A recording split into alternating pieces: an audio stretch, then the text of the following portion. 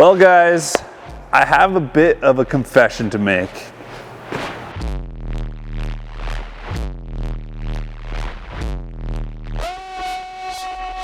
Oh my God. What was that? Oh!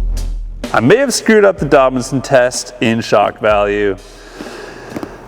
So yeah, all right, let's just talk about it. So basically we did shock value where we blind test a bunch of shocks without knowing which ones are on it. And this time we did mid-budget shocks. Series 3, if you want to check it out right now. But one of the sets of shocks that we did was the Dobinson MRRs. So basically we tested these shocks, and because they're an adjustable shock and we're doing a blind test, we couldn't dial them in. So I had reached out to Dobinsons to try and get the right specs so we could give them their best shot. They emailed me some specs, ran those. Immediately we're like, these are way too stiff. These are probably the Dobinsons and they're adjusted wrong. So we ended up running them again blind, and we ran them at the suggested instruction specs. And when we ran them that time, they were way too soft. And so they were really bad both times. So we were like, you know what? After the whole test was done, we're like, okay, the Dobinsons, we didn't get to do them a fair chance, give them a fair shot. So let's do a totally separate video where we try and dial these things in as best as we can to make them ride good, and then we'll give them a fair review. So that's what we did. However, when we were out there shooting that, we made a discovery. The shocks were just simply too long. The shock body was too long that the shaft was bottoming out into the shock body. So this is where I have a bit of a confession to make, and that is that there are two versions of this shock. There's a long travel one, which is the one we had, that is longer, and then there's a standard length one, which is what this one actually is. So it's a bit shorter and it's meant for, you know, a normal setup, whereas the long travel one is meant for a 2 to 3 inch lift, but you're supposed to run 2-inch bump stop spacers. I didn't know about the bump stop spacer thing because we were running a Deaver add-a-leaf on the stock leaf springs, which gives 1.5 inches of lift. And I didn't think that you would run a long travel shock and be limiting your up travel by 2 inches. It just wasn't even something that I even thought would be a thing. So that's where I messed up. I accidentally ordered the long travel ones, not thinking that they were just going to be bottoming out on themselves, because to me, running a 2-inch bump stop spacer is kind of goofy. And basically, how they're designed is they're designed that you lift your truck by 2 to 3 inches with your leaf springs, and then you put a bump stop spacer. So you're not actually getting long travel like how they advertise. You're actually just moving the range of travel from here to here. Maybe you gain like 1 inch or so of droop, but you're losing up travel and you're gaining a bit of down travel. And to me, up travel is the most important thing you can have in the back of your truck. That's why everybody does spring under, so you can get more up travel. So up travel is super important. I didn't even comprehend that you would be limiting that with a stock leaf spring setup. Like, you know, 2 to 3 inch lift, yeah, you gained some up travel, that's sweet. And now you've just limited it with these bump stop spacers. So anyway, all that to say, we did not run bump stop spacers, and the shocks were bumping out on themselves, which was obviously making it super uncomfortable. The thing is I don't think adding a 2-inch bump stop spacer, which doesn't come with the kit, would have made the ride any better. It would have been just as bad because we're still bumping out too early. We didn't have enough up travel. And even if we had lifted it 2 inches instead of 1.5 inches, it's still not enough up travel. I just think that if you're running these shocks, personally, I would just avoid these long travel ones. And if you actually want to get the most out of your leaf springs, you just have to do a shock relocation. There's physically not enough space to run a longer shock without limiting something and compromising your setup. So if you want the most, shock relocation. Otherwise, I would just run something like this that just fits in the stock spot and just deal with the fact that you're losing some down travel. But anyway, that's how Dobinson runs it. So I didn't quite get that, and I got the wrong shocks, and they were limiting the travel. I would really love to test these shocks again with the standard travel version, with the fronts and everything, and just try it again and see what happens and get them adjusted and do a whole video about how to adjust them and everything. But the problem is we already sold the original set that we had tested, and I can't buy another set.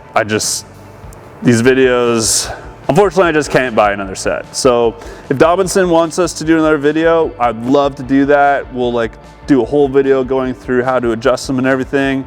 But otherwise, we just can't justify buying a whole nother set of shocks for this. So unfortunately, we have to kind of leave it at that. But like we talked about in shock value, having an adjustable shock is good and bad. It really depends on you, how you use your truck, and how into this whole thing you are. Because what having adjusters does is it kind of leaves the performance of the shock up to the end user. So these could be valved kind of bad, and if you don't know how to adjust these properly, the ride is going to be terrible. You might not even know, like you might not be into suspension enough or have enough experience to adjust them correctly, and you're just going to lose out on the performance that's available to you.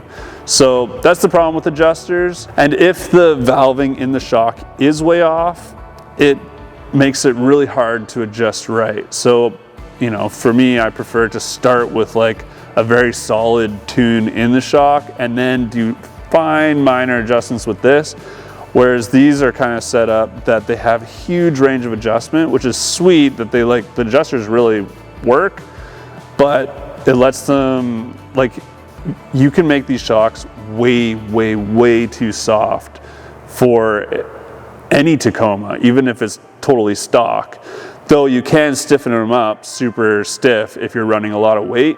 So that's cool, but I would prefer to start with a base tune that if you leave it totally open would run great on a stock truck, and then you can dial them up from there instead of having this setup where you can really mess it up in both directions. Here are my feelings on the Dobinson MRRs after doing our tests, after doing this subsequent video and everything I know about them. I still think that they are a really good shock. They have great build quality. Everything else about them is sweet. And for the price, which we actually got wrong in the video, I looked it up on a website that listed them at like $4,000 something, but actually on Dobinson's main website, which is probably the one I should have checked, is $2,820 US. These things are a pretty good value with the adjusters and everything. They give you a lot more flexibility than any of the other shocks we tested in this kind of price range were. But at the end of the day, do I think that these would actually beat the TRD Pro Foxes or the Falcons? I think even if we had the proper length shocks and had the time to dial them all in perfectly, I still don't think they would beat them. And that's because it's very, very hard for a straight smooth body shock to compete with a zoned shock. And what I mean by that is the Fox TRD Pro shocks are an internal bypass, which allows you to have a compression zone at the top. So when you're bumping out super hard, it slows the shaft speed down so you don't get that bang into the bump stops. They slow down nicely and then you hit the bump. And they also give you a top out zone, so when the shocks fully extend, instead of extending and going bang, they just extend and then slow down shaft speed and they slowly get to the top of their stroke. But then in the middle, they can be tuned softer so they have a really nice ride zone. Whereas with a straight smooth body shock, you either have to valve it firm for those big hits or softer for the normal hits, and you'll never have that top out zone regardless. So it's really tough to get the same kind of performance out of a normal shock as you would out of a bypass. So that's how the Foxes work. The Falcons, they're also a zoned shock, but not with a bypass. They run like a foam bump on the shaft. So when you compress it, the last couple inches of stroke, slow it down just mechanically with that rubber bump. And then on the inside, when you top out, they actually have a spring right here. So as the piston tops out here, it hits that spring and slows down. So it's like a really cheap, cool way to make a zone shock without having to do all the engineering and craziness of a bypass. And that's why they are so good in that mid-budget range. So they still have that really sweet ride zone in the middle, but then when you hit the bump, it slows down at the end, and when you extend, it slows down at the end of that stroke. So I just don't think that these, even if we got them dialed in properly, would be able to compete. It's just, we saw the same thing in the first shock value series we did when we tested the 8112s, and they beat everything else, and that's because those were the only zoned shocks in the setup. So, you know, it's just really hard for a smooth body shock. So I think at the end, if we had dialed them in really nicely, probably they would have got third, but we won't know unless we're able to test them again. I still think that these have their place. If you, for instance, have a stock truck that you want to put shocks on, knowing that you later want to put like a big heavy front bumper with a winch or a camper or whatever, you want to like really boost up the weight of your truck, these will give you that flexibility where you can start out soft and then just crank up the compression without having to revalve them or change setups or anything like that. That is really cool. I don't think you're going to get the very best performance possible out of these compared to the others that have bypass zones, but that doesn't mean that they're a bad shock. Like, we can still get great performance out of a smooth body shock. So yeah, I mean, you just have to make sure that you know what you're doing when you tune these, because it's very easy to make it terrible, as we saw in the shock value test. Because, you know, regardless of the bottoming out and everything else, you know, they still were way too firm or way too soft. So it does allow you to adjust them to be bad. You know, even if this was correct, they could still be really bad. So you got to make sure that you know what you're doing when you adjust these. And, you know, maybe if we get another set, we'll be able to do that kind of video. And so I'm hoping for that, but we'll see what happens. So that's it from me. I really appreciate you watching this video. I'm sorry that I kind of flubbed the test a little bit in that way. I hope you'll forgive me, but, you know, we all make mistakes, and that was one of them. So there we go. That's kind of what we ran into. And yeah, if you want to see more videos from us, let us know. Love to see it. See you in the next one. Bye.